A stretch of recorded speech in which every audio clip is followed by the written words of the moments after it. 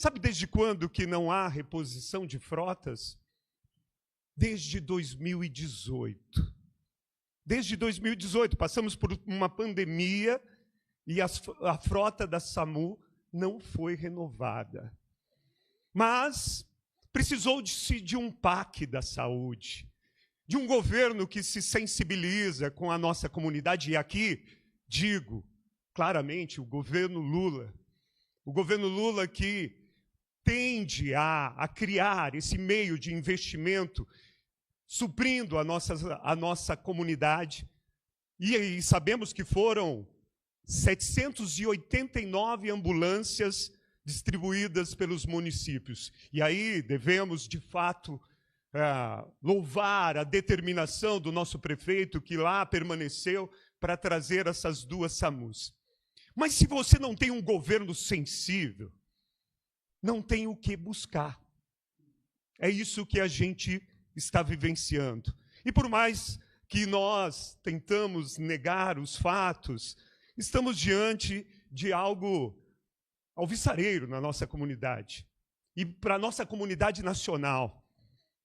É importante lembrar também que hoje o governo federal acabou de remeter ao Congresso Nacional, nosso caro presidente Eduardo, aquela proposta que fizemos moção de apoio aqui. Fazer a isenção de quem ganha até R$5.000, desonerar a pequena classe média, o povo trabalhador, mas precisamos de uma compensação. E aí, tributar quem nunca é tributado nesse país. Quem ganha mais de R$50.000. Coisa mais justa. Mas já está havendo algumas resistências no Congresso dizendo, não, a gente desonera, mas fazer os mais ricos, que é 1% da população. Sabe quantas pessoas, caro cidadão Donizete, no Brasil, ganha mais de R$50.000 por mês? 1%. Mas eles não querem ser tributados. Gradativamente. Isso é aquilo que chamamos de justiça tributária. E não tem coisa maior para você gerar igualdade, superação das desigualdades que nos impõem aqui, senão fazer uma justiça tributária. Portanto, fico muito orgulhoso que essa casa aprovou uma moção de apoio a esse projeto e que possamos pressionar os nossos deputados para que eles possa fazer valer aquilo que é justo. Eu gostaria até de ver quem poderia defender algo contrário. Mas a classe dominante brasileira tem lá os seus lacaios no Congresso. Outro tema, essa semana participei da Conferência Estadual do Meio Ambiente e lá nos deparamos com algo que preciso investigar melhor. Ficamos sabendo que, enquanto estados como Rio de Janeiro, estados como o Paraná, há longo tempo já tem aquilo que chamamos de ICMS ambiental, o Estado, locomotiva do país, só veio aprovar essa lei agora em 2021 e reformada em 2024, que vai demandar para municípios cujas caracterizações é a nossa, preservação da floresta, preservação, produtor de água, 732 milhões em ICMS ambiental. E aí me surgiu uma preocupação, caros vereadores, cara vereador. Será que o nosso município está sendo, esse município imenso, que tem uma viabilidade imensa para buscar esses recursos, tem conseguido isso? Em minha pesquisa, e isso vai ser objeto de um requerimento na próxima, para a gente ver se o nosso município está inscrito nisso. Porque se não tiver, aquilo que eu estava conversando com a nossa querida vereadora Maíra, precisamos melhorar a qualificação do nosso pessoal burocrático, porque a gente não pode comer bola. Ter o direito de acessar recursos estaduais e não estar incluso. Precisamos pensar na formação para que nós tenhamos a capacidade de buscar esses recursos, porque eu acho que ainda é pouco. 732 milhões divididos em 200 municípios ainda é muito pouco para aquilo que nosso orçamento precisa para responder às diversas demandas que o nosso povo tem. Mas já é um começo. Isso vai ser o objeto de um requerimento. Pedir para a nossa prefeitura, será que nós, com toda a nossa capacidade de biodiversidade, não estamos acessando esses recursos que poderiam incrementar o nosso orçamento? Se nós não estamos acessando, tem algum problema na nossa burocracia muito séria, que precisamos suprir. Outro, aquilo que a querida vereadora já nos provocou aqui em nossa casa, os rios vivos. Uma saída, uma iniciativa do Departamento de Água e Energia do Estado de São Paulo. E recebemos ontem, quem assistiu o Roda Viva, viu a condição que está se projetando para São Paulo capital. Não vai ter água para os próximos anos. O então secretário de Mudanças Climáticas, José Nalim, foi entrevistado no Roda Viva e revelou notoriamente que os mananciais que rodeiam toda a grande capital estão contaminados com poluição, com anticoncepcional, drogas, tudo isso se acha na nossa água, na água de São Paulo. E isso só aumenta a relevância do nosso município. Isso só aumenta a nossa capacidade política de dizer não. Não vão mais nos ignorar. É necessário que Juquitiba, diante de toda esse ativo que temos, possa gritar alto e exigir aquilo que precisamos para manter essa biodiversidade, mas de não assistir mais o nosso povo tão carente de serviços públicos. Por isso, é necessário sermos altivos. Os rios vivos é todo um processo de drenagem que parece, cara vereadora Maíra, que nós não temos como fazer a contrapartida. Não temos como fazer a contrapartida burocrática, porque toda política estadual pede uma contrapartida municipal, mas vemos uma certa falência da nossa burocracia municipal. Que ontem já comentei com o nosso prefeito, precisamos cuidar disso. Porque isso evita, isso nos alija, nos separa de possibilidades de acessar muitos recursos.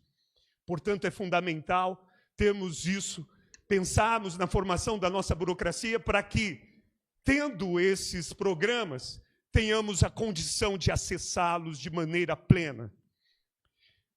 Outro assunto que gostaria de propor, de usar aqui a tribuna, é pedir informações à nossa Secretaria da Educação acerca do processo seletivo de professores.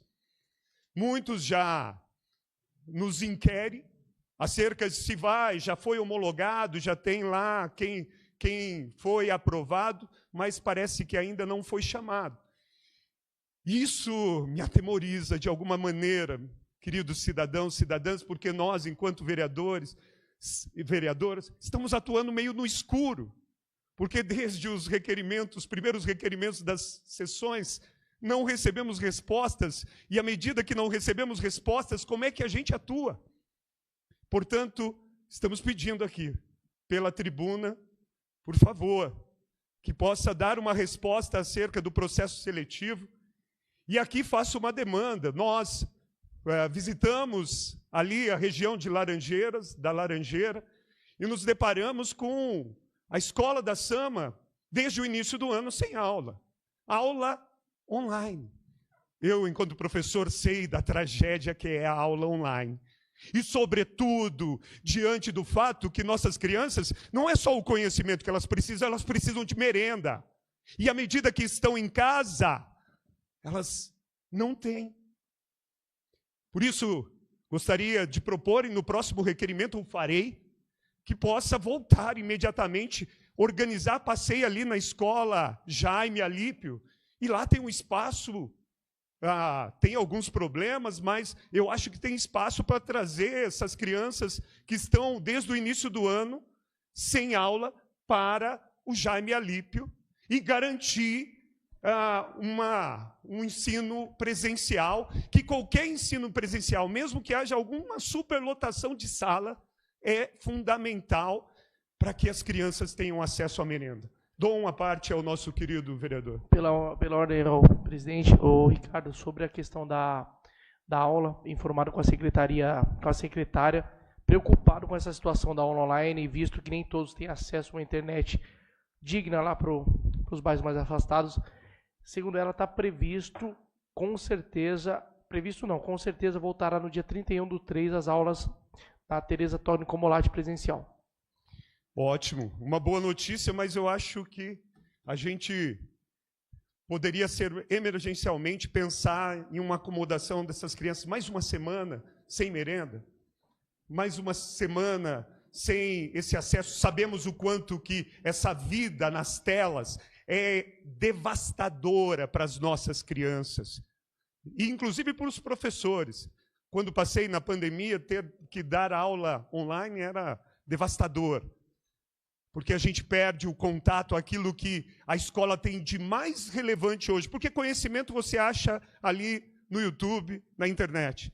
Mas afeto humano, relação humana, conviver com o outro, aquilo que chamamos de as habilidades socioemocionais, a gente só tem no presencial. E a escola nunca foi tão importante, não tanto para o conhecimento, mas para a convivência.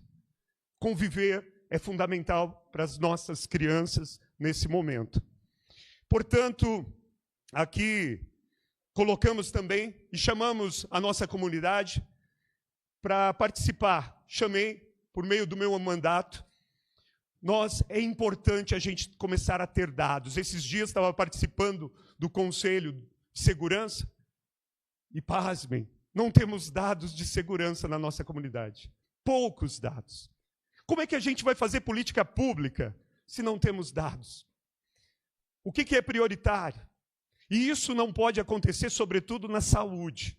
Portanto, na próxima quinta-feira, a partir das 3 horas, a gente vai estar aqui, numa audiência pública do nosso mandato, trabalhando essa questão, essa necessidade, o quanto que é importante dar as condições para o profissional da saúde fazer o levantamento dos dados em todas as nossas ISFs, nos postinhos, o quanto que é importante isso, inclusive para acessar o orçamento do SUS. E isso não pode se perder, isso tem que ser valorizado, isso tem que ser visibilizado em nossa comunidade. Portanto, se tiver aí um tempo, seja convocado ou convidada a participar desse momento que faremos um pouco a necessária busca desses dados, o que temos, como devemos agir para que eles se ampliem e nós tenhamos a condição de acessar esses recursos. Também estaremos, na quinta-feira, chamado aí a uma audiência pública de um grupo minoritário em nossa sociedade, que muitas vezes é estigmatizado pelos preconceitos, mas como o Cristo diz, amai o próximo. Pouco importa quem seja esse próximo. A dimensão da fé cristã é amar o diferente. Jesus é até mais radical, ame aquele que te persegue. Estamos chamando uma audiência para dar visibilidade aos direitos das comunidades LGBTQIA+, que muitas vezes, hoje no Brasil, são as mais estigmatizadas, são mortas, simplesmente porque são o que são. E nós, enquanto comunidade, precisamos dar a visibilidade a isso. Meus queridos, minhas queridas, muito grato pela presença de vocês, que estejam sempre aqui, nos cobrando, nos questionando, fazendo com que possamos dar as respostas de efetivação de direito para a nossa comunidade. Uma boa noite.